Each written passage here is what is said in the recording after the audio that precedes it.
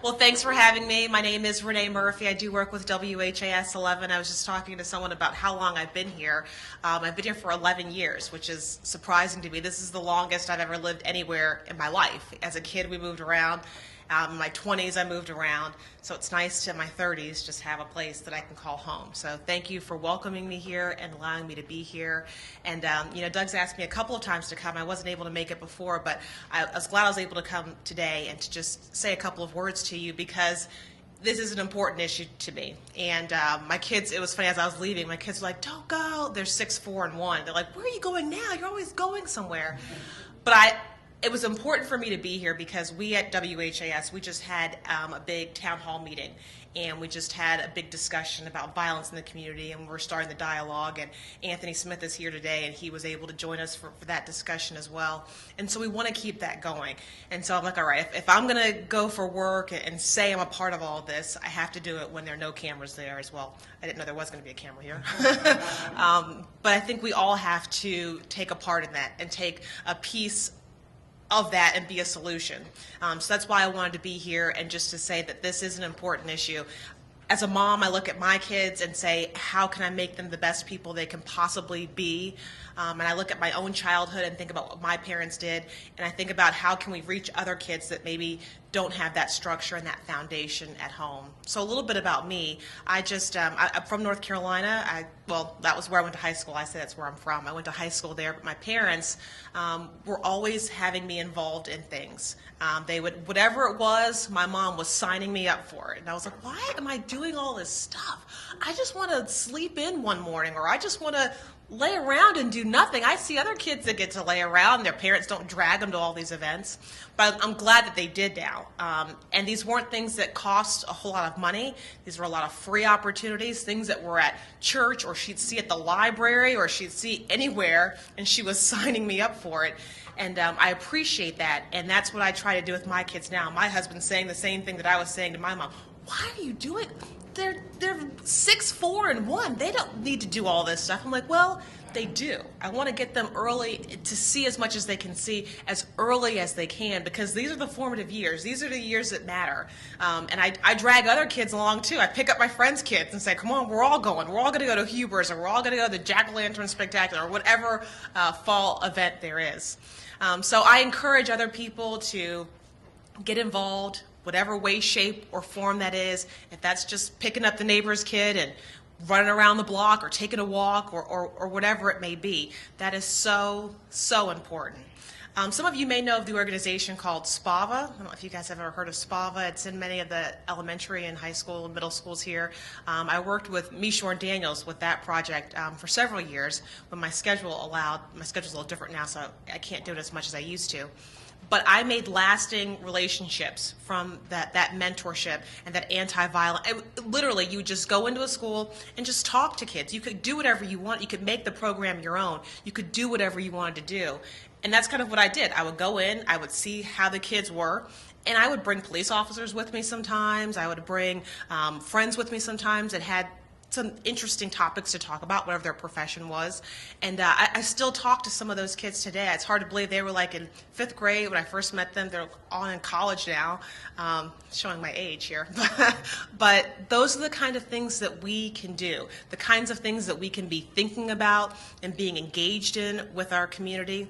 And I know that in the media, we get a bad rap. We're like, I think it's like lawyers, media, and used car salesmen. We're like all, I think, about the same level people see us as. But we do all have jobs to do. And we do report on violence a lot of times. And we do report on it many times because it is what the community wants to see and what they want to know about. But at the same time, we can't hide from what's happening in our community. Us not reporting it doesn't mean that it's not happening. It's still out there. So we all share a role in this. Do we have a responsibility to also show the good? We do.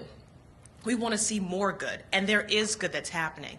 And the good thing is, and Anthony Smith can talk about this as well, when we had our town hall meeting, people were standing up at the meeting and saying, well, we didn't know about all these programs. We didn't know about all this good stuff that's going on.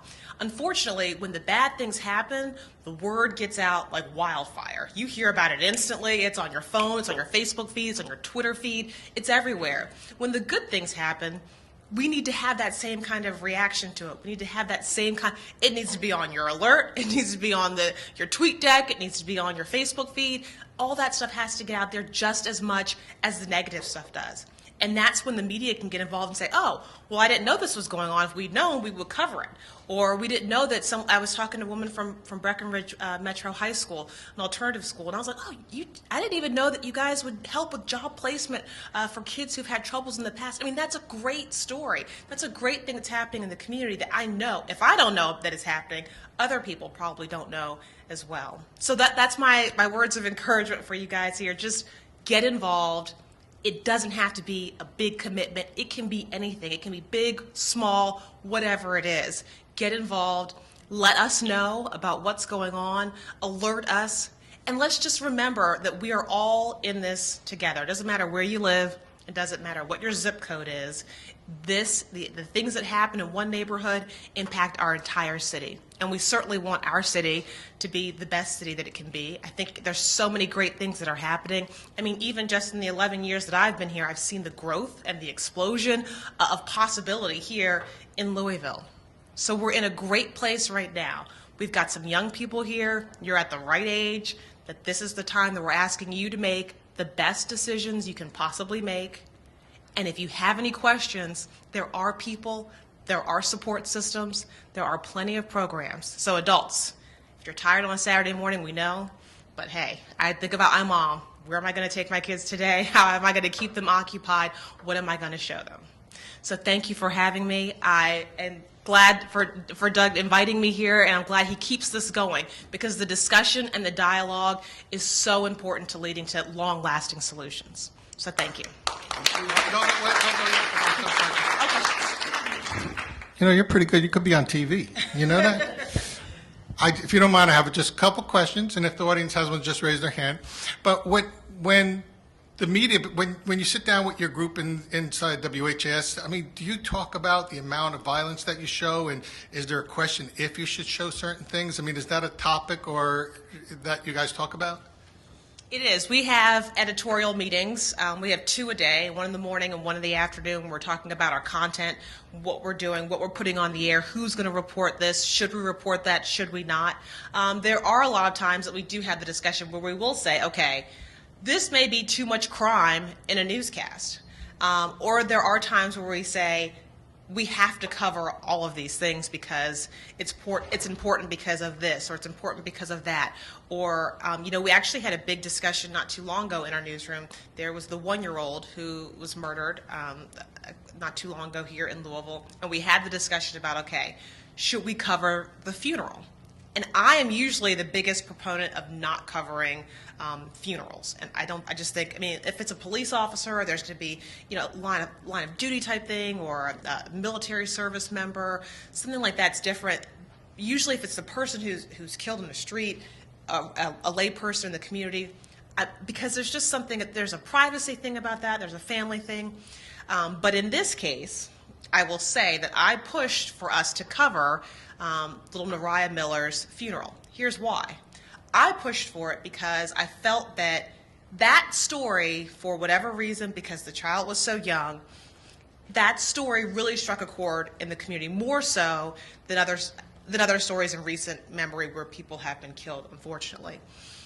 But there was something about that thinking of that image, of that small casket.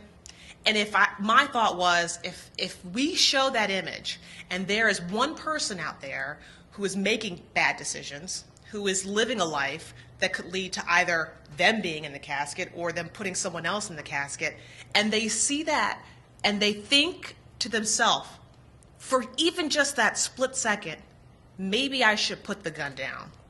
Maybe I shouldn't go after this person. Maybe I shouldn't go get this person. Maybe I shouldn't do what I'm thinking about doing this afternoon. If that image can spark that kind of change, then I push to cover things like that. Sometimes there are stories that are just, you know, that don't have that kind of impact on the community, but there are sometimes that there are the stories that do. And I think we try and be as responsible as we can. We don't always make the right decision. I mean, whoever makes all the right decisions. But we do have those discussions. And I think we do try and put the stories in some kind of context so that maybe someone will see this and say, this is just dumb. I don't need to do this. There's no point to this. This is only going to lead to heartache and heartbreak for my family and someone else's family. So I try to look at each story I do that does contain violence, look at it in that angle. Or if it's a story that contains violence when it gets into the justice system and how they're handling it, I try and look at it from that angle as well. There are a lot of tentacles to it, a lot of discussion to it. It's not just as sensational as you may think. Sometimes things are, people want to know information and we get information to them, and sometimes it's just relaying the details. But I think most times when we sit in those meetings and we talk about these stories, we say, okay, why do we cover this story? Why is it important? Why is it important from the investigation standpoint? Why is it important from the judicial system standpoint? Why is it important from the victim's family standpoint? I got one more question. I said I would let you go early, but I'm sorry. I'm fascinated. Just want to ask a question on your outreach. You say you go out there and can you put your finger on the problem with youth and why there is so much violence at that age and in this city and in this area? Is there something you saw? I will say I'm no expert, but I have talked to a lot of young people. We used to do a volunteer program, me and some of my coworkers at the JCYC, at the Youth Detention Center, and we go into the girls' portion, and we used to speak to them in afternoons. And it was interesting because I talked to this one girl. She was like the roughest, toughest. She would never talk to me. She would never smile. Nothing for weeks and weeks and weeks. And then she moved on, and our program ended. And then I saw her, unfortunately, when I was covering a crime story that she was connected to. And she saw me and she ran up to me and she gave me this big hug. She was like, oh my gosh. And I was like, wait a minute, you're the person that I was like determined to get to talk to me and you never would. And now here you are running up to me giving me a hug. And I think what struck me so much about that is that I think kids want someone to listen to them. They may not tell you right away, or they may not show it right away, or they want to believe that someone cares or that their life matters. And that was the one thing I saw in JCYC the most, is that a lot of the girls just didn't think their life mattered, and they didn't think anyone cared what they had to say, and that it just didn't matter. Nothing mattered. And so when I saw that girl at that story, and unfortunately it was a young child that was killed, and she was friends with the mother of this 3-year-old, she saw me and had that feeling of, oh, she cares about me. It was and it had been a couple of years since I'd even seen her. And so to think that that interaction maybe had led her to think someone cares about me, maybe had led her to think I don't have to do what I was doing before, and that I'm an important person. And I think that's kind of the overall theme. And I mean, 2X can talk far better than I can about that matter. But that's what I see when I talk to people, is that God, no one's actually going to tell you that. They don't say that to you. But that's what I've picked up on. And that's what I've seen with the kids that I spent the most time with and that I've talked to the most. They've never said that. But when they see me again, I can tell that they think, here's a person that cares about me. And their whole demeanor changes. Like when I saw that girl and the cornrows, her tough exterior. I mean, this was a young woman who had been involved in some carjackings and some armed robberies. I mean, and it was a juvenile. But when she saw me again, she saw that connection of, here's a person that cares. And her whole demeanor was totally different. So just imagine if they had that full time. I mean, that's the whole, I mean, she saw me years ago and that feeling was still there. So imagine if that was 24/7, always having that. I think that is the difference. And that's not something that a community can solve, obviously. That is a family dynamic issue.